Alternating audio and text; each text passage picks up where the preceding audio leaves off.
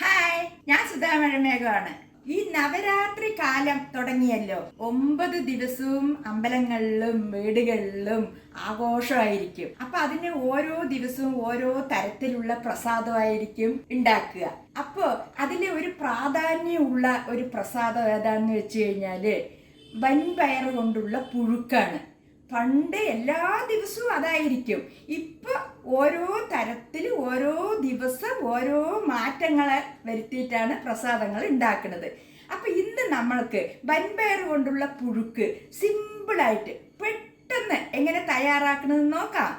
വരൂ, കാണിച്ചു തരാം. അപ്പോൾ വൻപയർ പുഴുക്കിനുള്ള സാധനങ്ങൾ എന്തൊക്കെയാന്ന് നോക്കാം. ഇത് വന്നിട്ട് വൻപയർ തലേ ദിവസം വെള്ളത്തിലിട്ട് കുതിർത്തി വെച്ചിരിക്കുകയാണ്. അഥവാ നമ്മൾ വൈകുന്നേരം ഉണ്ടാക്കുകയാണെങ്കിൽ കാലത്ത് കുതിർത്തി കഴുകിയെടുക്കാം. കുറച്ച് നാളികേരം എടുത്തിട്ടുണ്ട്. അതിനാവശ്യമുള്ള വെല്ലപ്പൊടിയാണ് ഞാനിവിടെ എടുത്തിരിക്കുന്നത്. ഇതാവുമ്പോൾ നമ്മൾക്ക് അതിൽ നാരോ കല്ലോ ഒന്നും ഉണ്ടാവില്ല. പിന്നെ നമ്മൾക്ക് കൂടുതൽ വെള്ളമായി എന്നുള്ള ടെൻഷനും ഇല്ല. നമ്മൾക്ക് വറുത്തിടാനായിട്ട് കുറച്ച് നെയ്യും എടുത്തിട്ടുണ്ട്. അപ്പം നമ്മൾക്ക് പെട്ടെന്ന് പാചകത്തിലോട്ട് കടന്നാലോ. നമ്മൾക്ക് ഇതിലേക്ക് കുറച്ച് വെള്ളം ഒഴിച്ചു കൊടുക്കാം.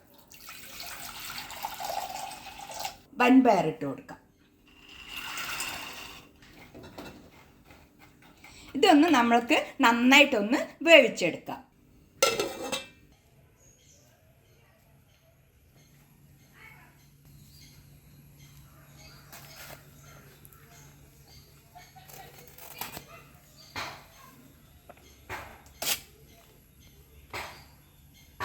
നമ്മൾക്ക് പയറ് വെന്തോ ഒന്ന് നോക്കാട്ടോ.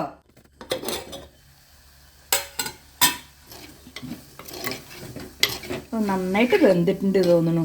ഒന്ന് നമുക്ക് തൊട്ട് നോക്കാം. നന്നായിട്ട് വെന്തിട്ടുണ്ട്.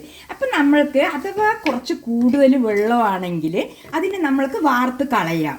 അഥവാ പോരാ എങ്കിൽ കുറച്ച് തിളപ്പിച്ചിട്ട് വെള്ളം ഒഴിച്ചുകൂടെ കൊടുക്കാം. എന്നിട്ട് നന്നായിട്ട് ഇതുപോലെ വേവിച്ചെടുക്കുക. ഇനി നമ്മൾക്ക് മറ്റുള്ള സാധനങ്ങൾ ഇതിലിട്ട് കൊടുത്താലോ. നമ്മൾക്ക് പയർ നന്നായിട്ട് വെന്തിട്ടുണ്ടല്ലോ, അതിലേക്ക് ശർക്കര പൊടി ഇട്ട് കൊടുക്കാം. ഇത്രയും മതിയാവും.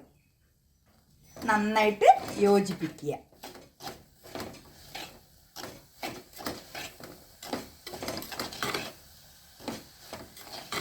നമ്മൾക്ക് ഈ വെല്ലം ഈ പയറിലൊക്കെ ഒന്ന് സെറ്റായിട്ട് വരുമ്പോഴേക്ക് നെയ്യിൽ വറുത്ത തേങ്ങ നമ്മൾക്ക് ഇതിലേക്ക് കൊട്ടിക്കൊടുക്കാം. ഒരു 1-2 സ്പൂണ് നെയ്യൊക്കെ ഒഴിച്ച ശേഷം നമ്മൾക്ക് ഈ തേങ്ങനെ അതിലിട്ടൊന്ന് വാട്ടിയെടുക്കാം. നെയ്യിൽ നാളികേരം നന്നായിട്ട് ഇതാ മൂത്ത് വന്നിട്ടുണ്ട്. നമ്മൾക്ക് ഇതിനെ പയറിലോട്ട് ഇട്ട് കൊടുക്കാം. നാളികേരമൊക്കെ ഇട്ട ശേഷം നമ്മൾക്ക് നന്നായിട്ടൊന്ന് യോജിപ്പിച്ച് കൊടുക്കുക. ഇതാ കണ്ടില്ലേ, എത്ര വൃത്തിയായിട്ടാണ് വൻപയർ പുഴുക്ക് വന്നിരിക്കുന്നത്. ഇത്ര സിമ്പിളാണിത് ചെയ്യാൻ.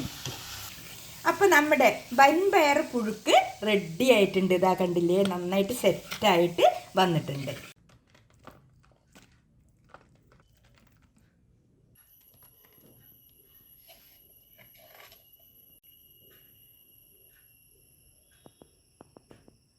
അപ്പോൾ ഇവിടെ എല്ലാം സിമ്പിളാണ്.